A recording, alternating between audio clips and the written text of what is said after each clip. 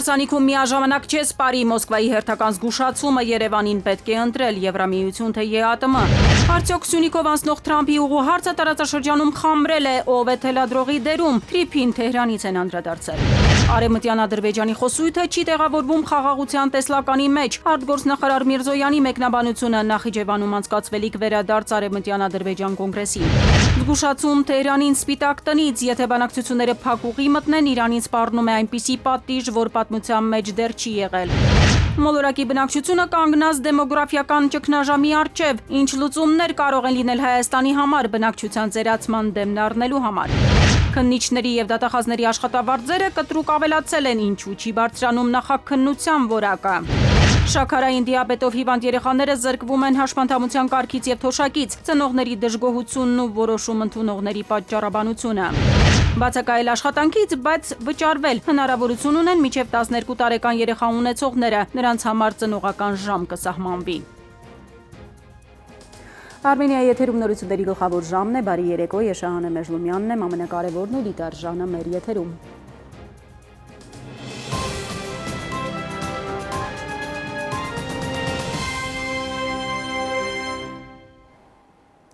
Վերջին շրջանում օր չկա Մոսկվայից չզգուշացնեն Երևանին Հայաստանը չի կարող միաժամանակ գտնվել եւ ԵԱՏՄ-ում եւ Եվրամիությունում։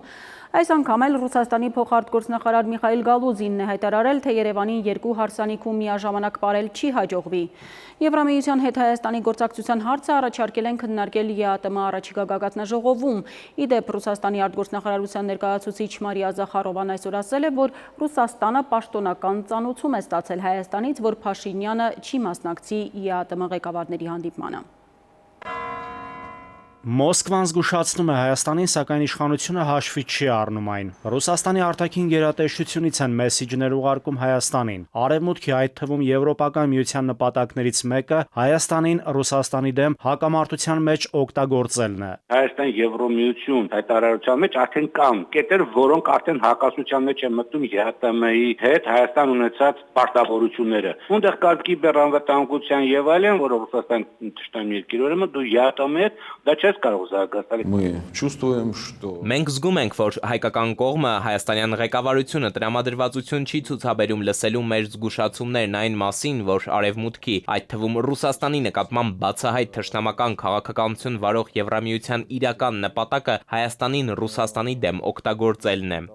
Եվ որքան էլ Հայաստանի իշխանությունները հայտարարեն, թե Ռուսաստանի շահերին վնասելը չկա, չի եղել ու չի լինելու իրենց օրակարգում, Հայաստանի հյուսիսային հարևանը ազդակներ է ուղարկում կարմիր գծերին Հայաստանի մոտենալու մասին։ Բնական է, որ ինքը չի կարող գնալ գյուղ, որի համարտկանց բնակչության կեսից ավելը գնում է Ռուսաստան որպես աշխատանքային միգրանտ, ինքը ասի գիտեք, ինչ Ռուսաստանի հարաբերությունները վատացնելու են, որ մարդիկ էլ մտածեն, հա ուրեմն տենց է միգրանտները այլևս չեն կարող գնալ Ռուսաստան աշխատելու, ուրեմն բերես 97-ին իրեն չքվերքին։ Մոսկվան ակնկալում է Հայաստանի հետ կայուն հարաբերությունների պահպանում երկրում սպասվող ընտրությունների ֆոնին։ Գալուզինը հույս ունի, որ Հայաստանում սրվող նախընտրական իրավիճակի պայմաններում հասարակությունը կպահպանի առնասրտությունը եւ թույլ չի տա, որ Մոսկվայի հետ հարաբերությունները վատթարանան։ Հուսով եմ ընտրությունների շուրջ ստեղծվող ել ավելի բուռն մթնոլորտում հայ հասարակությունը որևէ մեկին թույլ չի տա իր երկիրը ներքաշել Ռուսաստանի հետ առճակատման մեջ։ Գալուզինի ձևակերպմամբ Հայաստանը չի կարող միաժամանակ դառնալ Եվրոպական միության անդամ եւ պահպանել մասնակցությունը Եվրասիական տնտեսական միությանը։ Ըստ ռուս փոխարտգործնախարարի, երկու ինտեգրացիոն միավորումներին անդամակցության համատեղումն ի սկզբանե անհնար է։ Ինչպես ասում են, Հայաստանին չի հաջողվի միաժամանակ երկու հարսանիքում ապրել։ Հավանական է, որ մոտակա ԵԱՏՄ-ի ժամանակ ուղղակի հարց բարձրացվի Հայաստանի անդամակցությունը ԵԱՏՄ-ին ծառեցնելու վերաբերյալ։ Ռուսաստանը Հայաստանի մատակարարում է բնական գազ, ալյուր, հացահատիկ, պարտանյութեր եւ բենզին։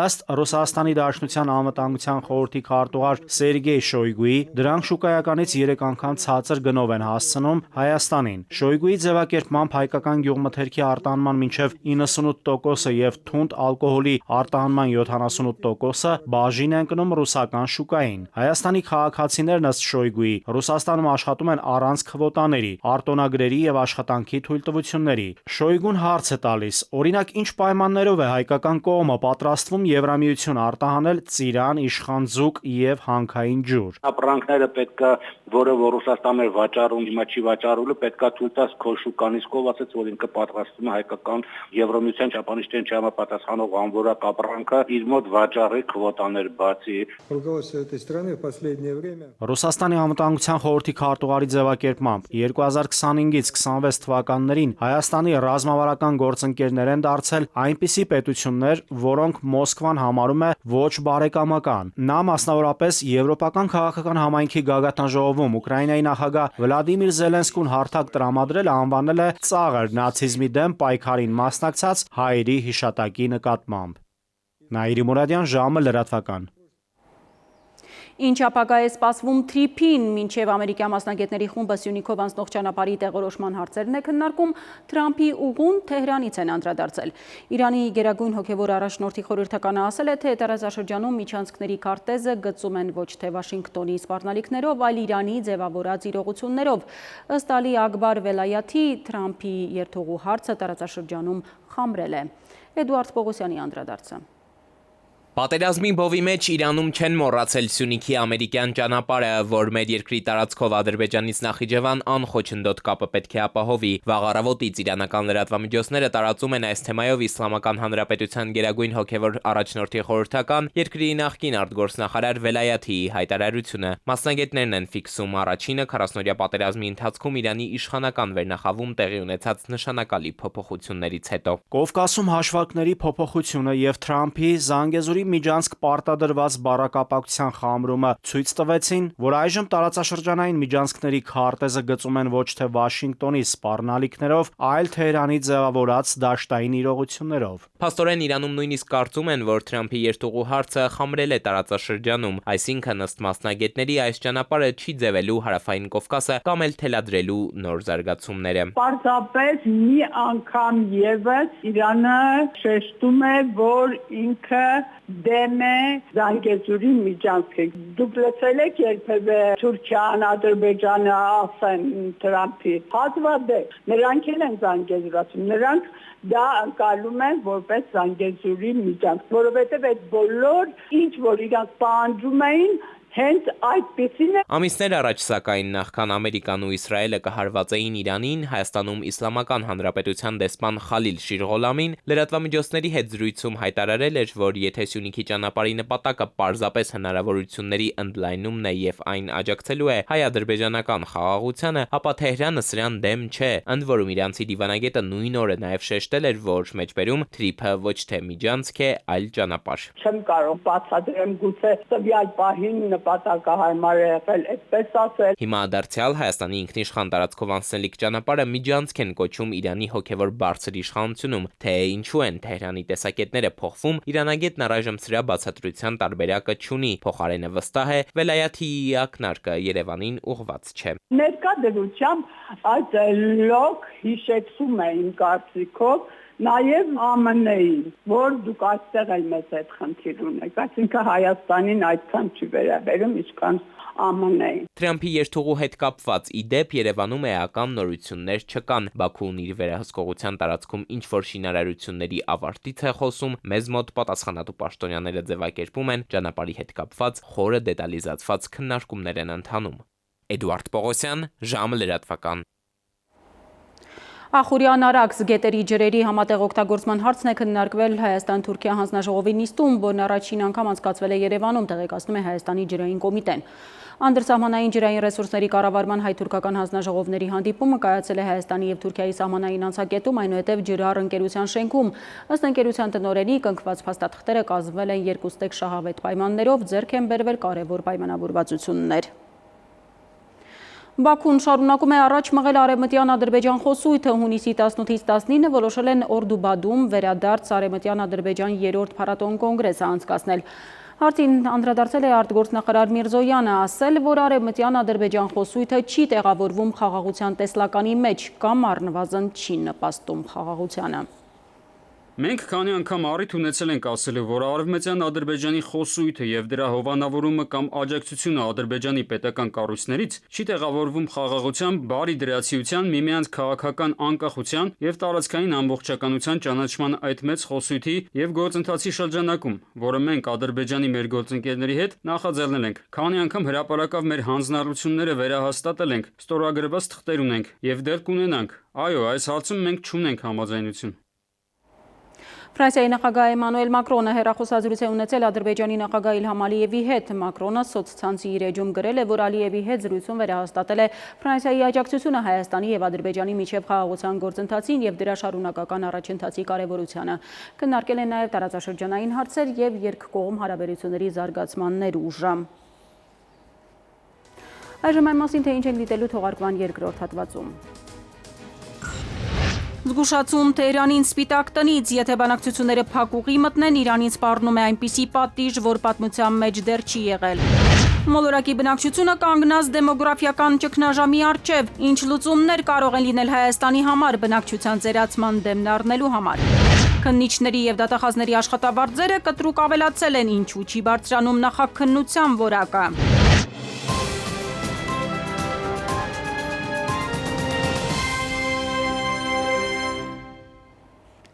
Ժամը շարունակում է աշխատանքը Արմենիայի ուղիղ եթերում։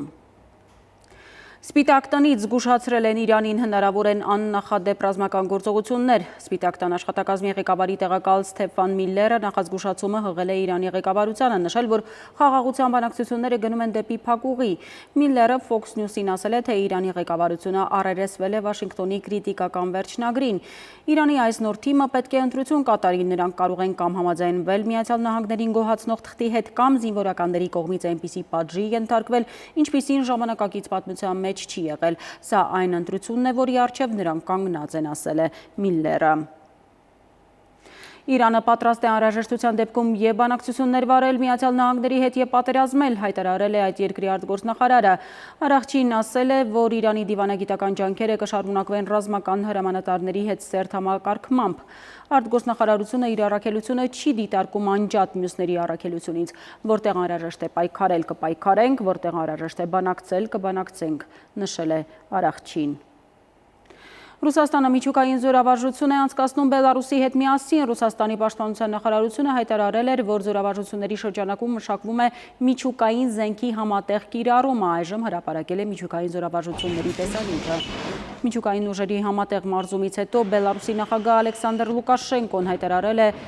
որ Բելարուսի զինված ուժերը պատրաստ են ագրեսորի դեմ կիրառել զենքի բոլոր տեսակները, ներառյալ միջուկայինը։ Հռոմի Պապ Լևոն 14-րդը եւ Արամ առաջին կաթողիկոսը Վատիկանի Սուրբ Պետրոսի հրապարակում գլխավորել են հերթական հրապարակային ընդհանուր ունկնդրությունը։ Հռոմի Պապը հատուկ ողջունի խոսք է ուղղել Արամ առաջին վեհափար հայրապետին։ Հրապարակային ընդհանուր ունկնդրության ընթացքում Արամ առաջինը առաջարկել է աղոթել նաեւ Լիբանանի եւ Միջին Արևելքի խաղաղության համար։ Սիրելի եղբայրներ եւ քույրեր, Արամ Ա հայ առաքելական եկեղեցու Կիլիկիո կաթողիկոս, այս եղբայրական այցը կարևոր առիթ է ամրապնդելու կապերը, որոնք արդեն գոյություն ունեն մեր մեջ, մինչ մոտենանք մեր եկեղեցիների լիակատար միության։ Երկիր մոլորակը կանգնած է դեմոգրաֆիական լուրջ ճգնաժամի առաջ։ Մասնագետները առաջիկա տասնամյակների լուրջ մարտահրավեր են համարում բնակչության ծերացումը։ Տարեցների թոշակի բեռը ծանրանում է երիտասարդ աշխատողների ուսերին, միաժամանակ ծայրահեղ բևեռացված է սերունդների մտածողությունն ու արժեքային համակարգը։ Բոլոր այս խնդիրներից զերծ չէ նաև Հայաստանը։ Ինչ լուծումներ են տեսնում մասնագետները, Դավիթ Թադևոսյանի ռեպորտաժում։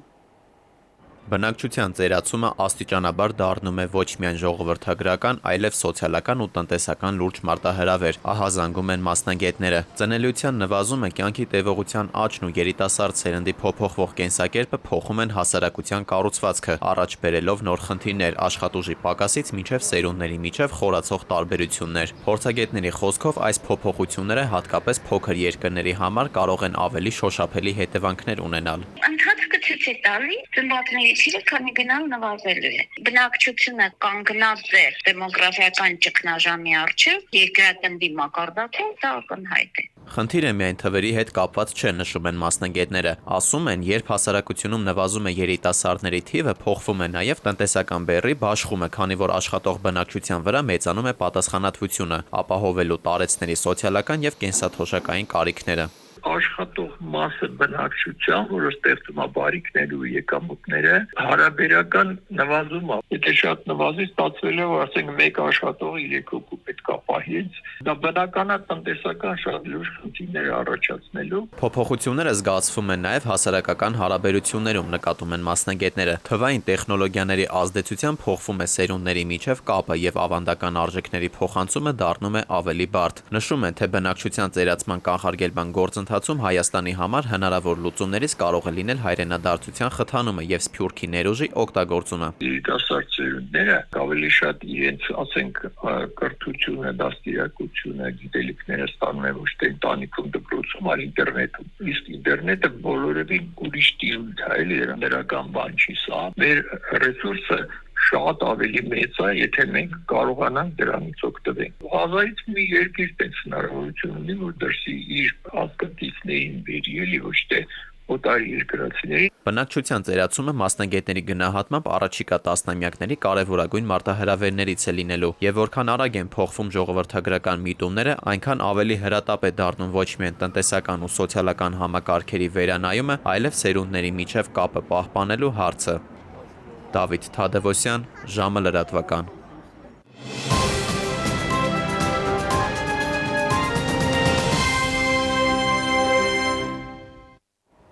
Քոչարի ազգային վերածնունդ եւ ազգի զարթոնք կուսակցությունը ընտրապայքարում է հայրենիքի փրկության համար, հայտարարում է քաղաքական թիմի առաջնորդ Արտակ Սարգսյանը։ 9-րդ քվեաթերթի կով ներկայացող ուժը ազգային պահանջատիրության օրակարգով է հայտ ներկայացրել։ Կուսակցությունից զգուշացնում են թոշակների բարձրացումը, նոր տրոլեյբուսները, առանց քննություն հասնելու վարորդական վկայականներից զրկված քաղաքացիների իրավունքի վերականգնումը իրենց դիտարկմամբ ընտրակաշարք է, որն ավարտվելու է հունիսի 7-ի քվեարկությունից հետո։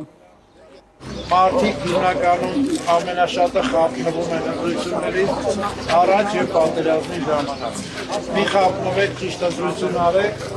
որ հետո 5 տարի էլի չտարապենք, արցախցի գոնե տեղ ունեին դնալու, մենք այդ տեղն չունենք։ Ձեր բռնած ուր եք դնալու չգիտեմ, ես գաղթական չեմ դառնա, այդ գաղթ բառն է իմ համար շատ խորտ բառ է, պապերիցս սկսած է գաղթը տեսել եմ, պապս կրվել է։ Ապահովել անվտանգությունը, վերականգնել տնտեսությունն ու ներդրումային միջավայրը։ Հայաստան դաշինքի պատգամավորության թեկնածուները իրենց գլխավոր ծրագրերը ներկայացրել են մարզային այցելությունների ժամանակ։ Ընտրողներին պատմել են, թե ինչպես են դիմակայելու անվտանգային մարտահրավերներին, խոստումներ տվել սահմանապահ գյուղերի բնակիչներին։ Կոտայքի Շիրակի մարզային այցելությունների ընթացքում Հայաստան դաշինքն ավելի շատ կենտրոնացել է անվտանգության եւ սահմանային խնդիրների, տնտեսության վերականգնման, գյուղատնտեսության զարգացման վրա։ Դաշինքը խոստանում է, սահմանամերձ բոլոր գյուղերում ծնված յուրաքանչյուր երեխայի համար մինչև չափահաս դառնալը պետությունը կհատկացնի ամսական 60,000 դրամ։ Եթե մենք ուզում ենք ունենալ գյուղեր, գյուղում պետք է լինի դպրոց։ Մենք երբեք չենք կառուցել դպրոցներ, այլ դպրոցներ փակելու համար։ Դաշինքի համար շատ ավելի կարևոր ծրագրային դրույթներից են նաև պետական ինքնիշխանության եւ անվտանգային մարտահրավերներին դիմակայելը, իշխանությունների արտաքին քաղաքականությունը, տարածաշրջանային զարգացման ծրագրերը։ Իմ շփումներով Ֆրանսիայի նախագահի, Գերմանիայի վարչապետի, Իտալիայի ավելի ակտիվ էին այդ շփումները, քան հիմա։ Գյուղական համայնքներում հանդիպումների ընթացքում Հայաստան դաշինքի ներկայացուցիչները հիմնական շեշտը դրել են ոչ թե կոնկրետ տեղական ասֆալտ, ջուր, գազ խոստումների, այլ ավելի լայն քաղաքական եւ անվտանգային օրակարգի վրա։ Մարդկանց հետ մեր զրույցները շատ ջերմ էին, մեծ ոգևորություն ստացանք մարդկանց հետ շփումներից։ Դաշինքը նպատակ ունի վերականգնել ուժեղ պետությունը, ապահովել անվտանգությունը, կանխել նոր պատերազմական ռիսկերը, ինչպես նաև վերականգնել տնտեսությունը եւ ներդրումային միջավայրը, աջակցել ԻԱՏՄ ուղղությանը եւ տնտեսական ինտեգրմանը, բարձրացնել կենսամակարդակը եւ աշխատատեղեր ստեղծել։ Նաիրի Մուրադյան, ժամը լրատվական։ Մեր երկիրն ու ժողովուրդը կարիք ունի ազատվելու ատելության կապանքներից։ Երևանի Աչափնյակ վարչական շրջանի բնակիչների հետ հանդիպմանը հայտարարել է Ուժեղ Հայաստան դաշինքի ցուցակը գլխավորող Նարեկ Կարապետյանը։ Ըստ նրա, այն պահին, երբ կունենանք համերաշխություն, կլինենք նաև միասնական, իսկ հայկական միասնությունը անհաղթահարելի ուժ է։ Կարապետյանը նաև հայտարարել է, որ Ուժեղ Հայաստանը այն քաղաքական ուժն է, որը հուսախաբ չի անելու մեր հասարակությանը, իշխանության գալով կյանքի են կոչելու բոլոր այն ծրագրերը, որոնք այսօր ներկայացնում են ընտրողին։ Դաշինքի վարչապետի թեկնածու Սամվել Կարապետյանը անձամբ է երաշխավորում։ Պետք է բերենք առաջնորդ, որը հավասարակշիռ է, որը կարող է ճիշտ հետևողական մեր երկրում համերաշխություն բերի։ Ես ուզում եմ, որ մենք իրար հետ մեր երկրի, մեր հայրենակիցներին ազատենք այս ատելության կապանքներից։ Ես ուզում եմ, որ մեր են հայրենակիցները, ովքեր անգամ մեր հետ համաձայն չէին այսօր, մենք այդ մարդկանց հրկենք, հանենք այն ատելությունից, որ իրանք տածում են մյուս մեր հայրենակիցների հանդեպ։ Ու այդ ատելության հիմնական պատճառը մեկ հոգի է։ Ամենահարավային մարզում Սյունիքում են քարոզարշավը շարունակել Բարգավաճ Հայաստան կուսակցության պատգամավորության թեկնածուները։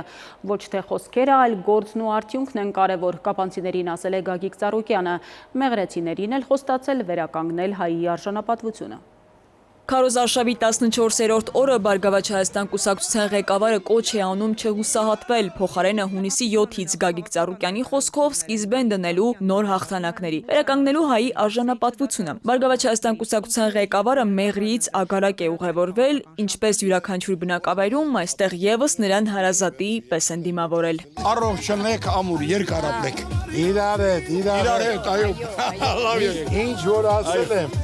մեկին 10 անելու է։ Ես այդ վստահությունը հավատքը Ժորժան չեմ կորցնելու։ Չենք էլ կասկածում, լավ եղեք։ Լավ է, ձեզ աստու կամով։ Կապանցիներին ուղղված խոսքում Գագիկ Ծառուկյանը անդրադարձել է հասարակ գյուղացուն, նշելով, որ գրեթե բոլորը վարկերի պարտքերի տակ կքած են։ Իսկ թոշակի 10,000 դրամ բարձրացումը ըստ Ծառուկյանի այսքան թանկացումների մեջ որևէ դեր չի կարող ունենալ։ Ծառուկյանը կարևոր է համարում նաև մասշտաբային համաներում շնորհելու անհրաժեշտությունը։ Սաղ բերդերը լիքն են, տեղին թե անտեղին մարդիկ, հակառակ են խոսացել, պաստառ են ճղել, բերդերում տեղ չկա, կալանավերում տեղ չկա, հիմա ինտելային կալան։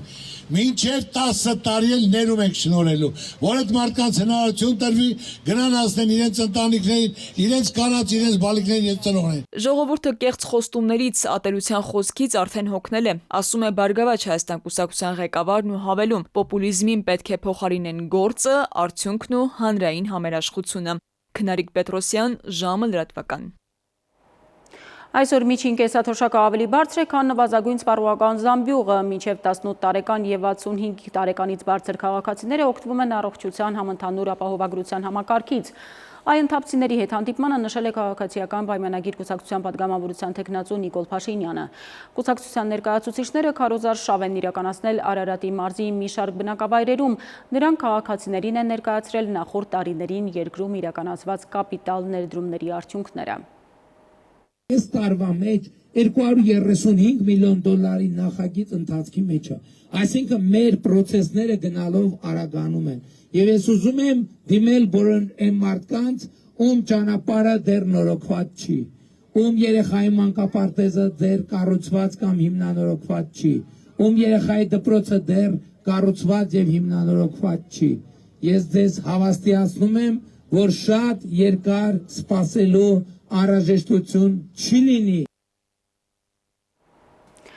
Ժողովրդավարական համախմբում կուսակցության անդամները հանդիպել են Սյունիքի մարզի իրենց համախոհների հետ։ Կուսակցության պատգամավորության թեկնածուները Դավիթ Բեկ, Մեղրի, Ագարակ, Գորիս համայնքներում ներկայացրել են իրենց նախընտրական ծրագիրը, որի առաջնահերթ ուղղություններն են կրթական, առողջապահական, ռազմական բարեփոխումները, պետական անվտանգային համակարգում շարունակական բարեփոխումները։ Կուսակցության ծրագրի գլխավոր դրույթ է համարվում ազգ բանակ հայեցակարգի շարունակական արդիականացումն ու կիրառումը, որը երաշխիք է սահմանային անվտանգության համար։ Կուսակցությունը կարևորում է տնտեսական և սոցիալական համաչափ զարգացման խթանումը զերծ մնալով սին խոստումներից։ Ասելուն է խոսքը վերաբերում, ու կարող եմ ասել, ես էլ գալու եմ ասեմ 500,000 թոշակ։ Խոսքը մտածողության ձև չլինի անդիմափոխություն, իշխանապողություն կյանքում չի լինի։ Ամեն մեկի ձայնը շատ կարևոր է, որ այս փոփոխությունները լինի։ Թեկուզ փուլ, բայց լինի, որ նորից հետ չգնա։ Ես հավանողներ մի քանի ոք հանդիպել են։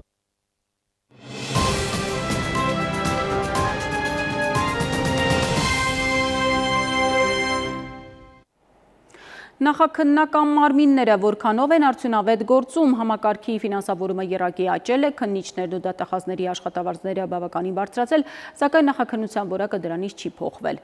Ինչ անել, որ հանցավորության աճին զուգահեռ որակապես լավանա նաև նախաքննական մարմինների աշխատանքը, Արմեն Աթալյանի ռեպորտաժում։ 2017 թվականից 2026 թվականները նախաքննության պրոցեսի ֆինանսավորումն ավելի քան 3 անգամ աճել է։ Վիճակագրական տվյալները մշակել է տնտեսագետ Արտակ Քյուրոմյանը։ Ֆինանսավորման այս էական աճը ենթադրում է, որ նկատելիորեն աճել են քննիչների եւ դատախազների աշխատավարձերը։ Իսկ որն է սրա նպատակը, որպեսզի բարձրանա նախաքննության որակը, այսինքն քրեական գործերի քննությունը կատարվի ամբողջական եւ համակողմանի։ Ըստ էության քննիչների աշխատանքը նաեւ որպես գնահատման չափորոշիչ հաշվի է առնում մեկ քննիչի արտադրողականությունը ընթացք լուծված քրեական վարույթներով։ Արտադրողականությունը կազմել է 76.6%, նախորդ տարվա նույն ժամանակահատվածի 74.1%-ի դիմաց, այսինքն արտադրողականությունը աճել է 2.5%-ով։ Քննչական կոմիտեի ղեկավարը ներկայացնում է արդյունքը, որը ունեցել են այդ թվում ֆինանսավորման աճի շնորհիվ։ 2025 թվականի ընթացքում համակարգի ստորաբաժանումների կողմից ընդունվել է 74898 հաղորդում, որոնցից 57627-ով նախաձեռնվել է 23000 քրեական վարույթ։ Ըստ մասնագետների, սակայն, էականը ոչ թե քրեական վարույթների քանակն է, այլ որակը։ Հենց սա է խնդիրը, քանի որ շատ դեպքերում նախաքննությունն իրականացվում է զուտ օրենքով սահմանված նվազագույն պայմանները բավարարելու, ոչ թե օբյեկտիվ պատկերը բացահայտելու համար, նշում են իրավաբանները։ Ընդհանրապես հասցնում են դատավարական ժամկետների մեջ տեղավորվելու համար անել են քննչական գործողությունները, բաց չթողել ուղղակի են, ինչի արդյունքում իրենք հետո կարող է քրեական պատասխանատվության ենթարկվեն։ Դեպքի վայրը զննեցի, տուժողին հարցաքննեցի, հարևաններին հարցրեցի, բավարար է այսքանը կասկածել ունեմ X անձի վերաբերյալ, մի երկու գործողություն են այդտեղ, որ հիմնավոր ապացույց ունենամ, ուղարկեցի դատարան։ Իսկ որն է այս մոտեցման պատճառը։ Փաստաբանների կարծիքով խնդիրը փոքրաթիվ քննիչներն են։ Չնայած քննչական կոմիտեի ղեկավարությունը հավաստում է, որ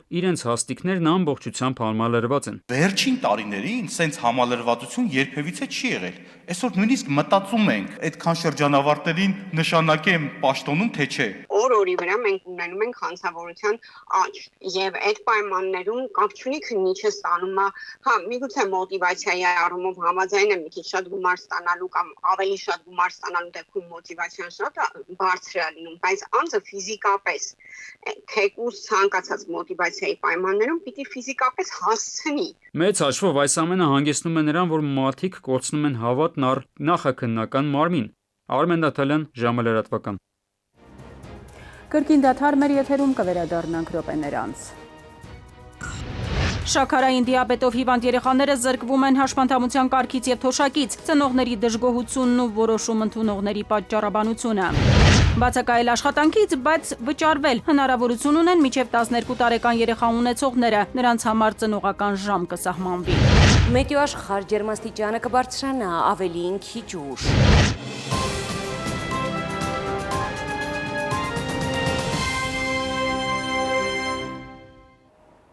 Ժամը շարունակում է աշխատանքը Արմենիայի ուղիղ եթերում։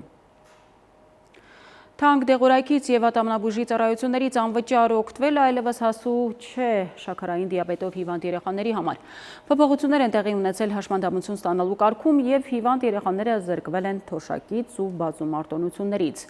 Ծնողների բողոքին պատկան մարմինները արձագանքել են, եթե հիվանդը ֆիզիկական սահմանափակման եւ հոգեկան խնդիրներ չունի, ուրեմն հաշմանդամ չէ։ Քնարիկ Պետրոսյանի անդրադարձը։ Շաքարային դիաբետ ունեցող երեխաներին զրկում են հաշմանդամության թոշակից ու հաշմանդամության կարգից։ Ծնողները այն հարցին, թե ինչու են իրենց երեխաներին կտրում նպաստ թոշակից այն դեպքում, երբ դիաբետիկները ունեն հատուկ սննդակարգ, օգտագործում են ամենօրյա դեղորայք ու նրանց հատուկ խնամք է պահանջվում, որը բազմաթիվ ֆինանսական միջոցների հետ է կապված, պատկան մարմինները պատասխանել են, որ դիաբետը ապրելակերպ է ու թոշակ չեն ստանա այնքան ժամանակ, մինչև չունենան ուղեկից այլ հիվանդություններ։ Օրինակ ծնող կա, ում երեխան բարդ ալերգիա ունի։ Այն դեպքում, երբ տարին մեկ անգամ երեխան պարկում է հիվանդանոց, մեկ ուրիշին էլ ստուգող հանձնաժողովը ուշագրավ պատճառաբանություն է ներկայացրել։ Երեխուն երկու հաշտվեցին, ինքը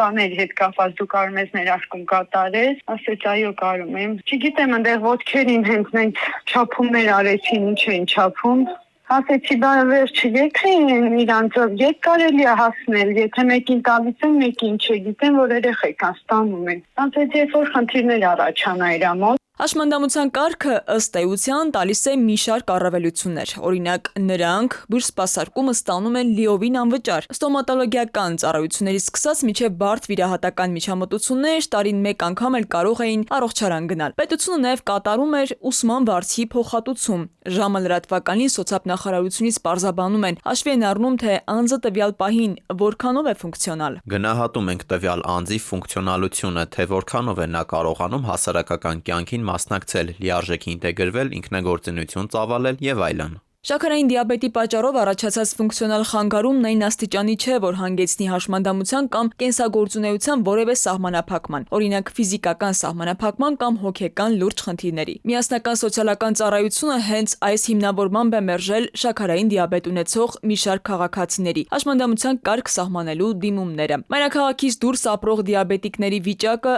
ավելի վատ է, փաստում են ծնողները։ Ճանապարհածախս բուժման գումար են վճարում, փոխարենը պատկամարմինները ըստ ծնողների հաշվի չեն առնում, թե երեխան ինչ պայմաններում է ապրում, որ օրինակ իրեն պետության կողմից տրամադրվող ինսուլինը չի բավարարում ամենօրյա օգտագործման համար։ Ուրիշ թանկ դեղորայքել է պետք, որը ծնողները գնում են սեփական միջոցների հաշվին։ Քնարիկ Պետրոսյան, ժամը լրատվական։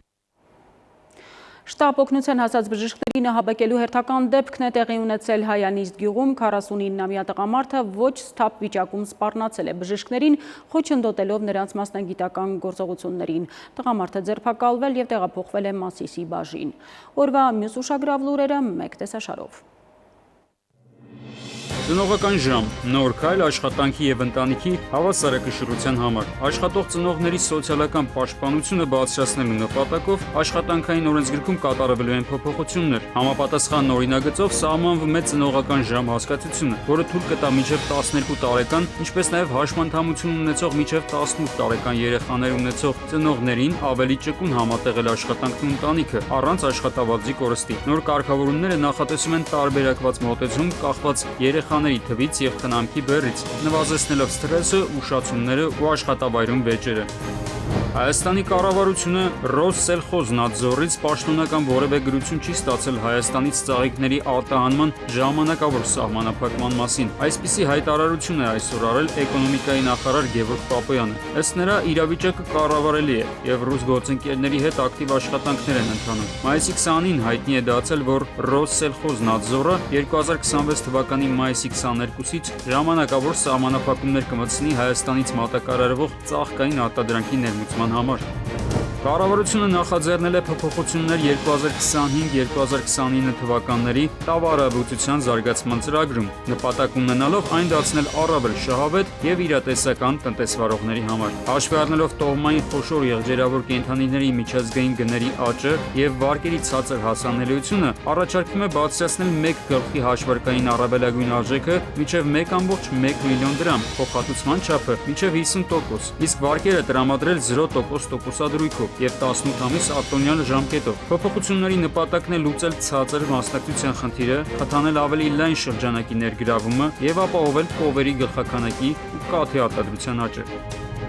Հայաստանից սիգի ձկնկիթի արտահանման ժամանակավոր արգելքը երկարաձգվելու է ևս 6 ամսով և ուժի մեջ է մտնելու հուլիսի 6-ից։ Այս քայլը պայմանավորված է նրանով, որ վերջին տարիներին Սևանալճում սիգի պաշարների աճը դեռևս չի ապահովում ձկան բնականոն աճն ու վերարտադրությունը։ Նշվում է, որ կայուն արդյունագործական ձկնորսության կարևորագույն պայմաններից մեկը բնական վերարտադրության պահպանումն է, իսկ միջազգային շուկայում բարձր գներով պայմանավորված արտահանումը կարող է մեծացնել մարդածին ազդեցությունն ու սպառողական վերաբերմունքը կենսապաշարների նկատմամբ։ Ակնկալվում է, որ կիրառվող սահմանափակումը կնպաստի Սևանալճի էկոլոգիական հավասարակշռության բարելավմանը։ Արմեն Նաթելյան, ժամը լրատվական։ Թողարկման ավարտի եղանակ Լիլի Հովերն է տեղյակ օդերևութաբանների կանխատեսումներին։